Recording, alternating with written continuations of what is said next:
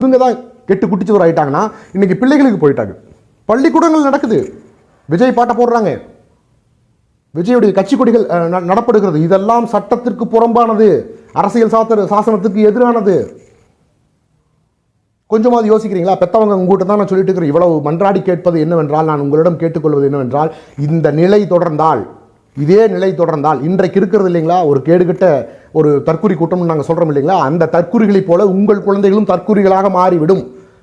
அவனுக்கு புகைப்பிடிப்பது சாதாரண விடயம் என்று தோன்றும், மது அருந்துவது சாதாரண விஷயம், இது கெட்ட பழக்கம் கிடையாதுங்கிற எண்ணத்தை கொண்டு வந்துடும். இன்னைக்கு இருக்கிற போதைப் பொருள், சிந்தட்டிக் ட்ரக்ஸ், அது பயன்படுத்துவது ஒரு சாதாரண விஷயம். அந்த படத்தில் தளபதி பயன்படுத்தினார், அது தப்பு இல்லை, நானும் பயன்படுத்துவேங்கிற எண்ணத்தை கொண்டு வந்துடும். இன்னைக்கு இருக்கிற அந்த ஆண் குழந்தைகள் இருக்காங்க இல்லையா, இந்த குழந்தைகள் சீரழிந்து விட்டால் இந்த குழந்தைகளை நம்பித்தான் உங்க பொன் குழந்தையை கட்டி கொடுக்கணும் ராஜா. அதை முதல்ல மனசில் வச்சுக்கோங்க. ஒரு சமூகம் குற்றச்சமூகமாக மாறிவிட்டால் அது எவ்வளவு பெரிய பேராபத்து இந்த நாட்டுக்குன்னு தெரியுங்களா உங்களுக்கு? இதெல்லாம் கொஞ்சமாவது உணர்ந்திருக்கீங்களா? வெறுமனே படிச்சுட்டோம், நான் MBA முடிச்சிருக்கேன், MCA முடிச்சிருக்கிறேன், நான் ஐடியில் அங்கே வேலை செய்கிறேன், எனக்கு எல்லாம் தெரியும், ஒரு இளவும் தெரியாது. நான் இதான் சொல்கிறேன் பாருங்க, கல்விக்கும் அறிவுக்கும் பொது உடைமைக்கும் நிறைய வேறுபாடுகள் இருக்கிறது. இந்த மண்ணின் மீது, இந்த மக்கள் மீது அக்கறை இருப்பதற்கு நீங்கள் கல்வி அறிவாளனாக இருக்கணும் அப்படிங்கிற அவசியம் கிடையாது. நீங்கள் MA MPhil PhD பண்ணியிருக்கணும்னு அவசியம் கிடையாது. கை நாட்டாக இருந்தால் போதும்.